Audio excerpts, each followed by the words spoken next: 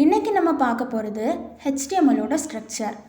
இதில் first line வந்து doc type HTML. Doc டைப்னா டாக்குமெண்ட் டைப். இந்த லைனை நம்ம எதுக்கு எழுதுகிறோம்னா, ப்ரௌசருக்கு இது எந்த மாதிரியான டாக்குமெண்ட் டைப் என்கிறத சொல்லுறதுக்கு தான் நம்ம இதை எழுதிக்கிறோம். அடுத்த எலிமெண்ட் ஹெச்டிஎம்எல். இதை வந்து ரூட் எலிமெண்ட் அப்படின்னு சொல்லலாம். ஏன்னா ஹெச்டிஎம்எல் கோடு ஸ்டார்ட் பண்ணுறதுக்கு இந்த ஹெச்டிஎம்எல் எலிமெண்ட்லேருந்து தான் நம்ம ஸ்டார்ட் பண்ணுவோம். அடுத்து ஹெட் எலிமெண்ட். ஹெட் எலிமெண்ட்டுக்கு உள்ளாடி டைட்டில் அப்படின்னு ஒரு எலிமெண்ட் யூஸ் பண்ணிப்போம். இந்த டைட்டில் எலிமெண்ட்டுக்கு உள்ளாடி இந்த இடத்துல நம்ம என்ன டெக்ஸ்ட் கொடுக்குறோமோ அந்த டெக்ஸ்ட்டு தான் நம்ம முழு வெப்சைட்டோட நேம்.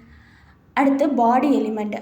பாடி எலிமெண்ட் எதுக்கு யூஸ் பண்ணுறோன்னா, இந்த பாடி எலிமெண்ட்டுக்கு உள்ளாடி என்னென்ன கொடுக்குறோமோ அதுதான் நம்ம வெப்சைட்டில் யூசருக்கு ஷோ ஆகும்.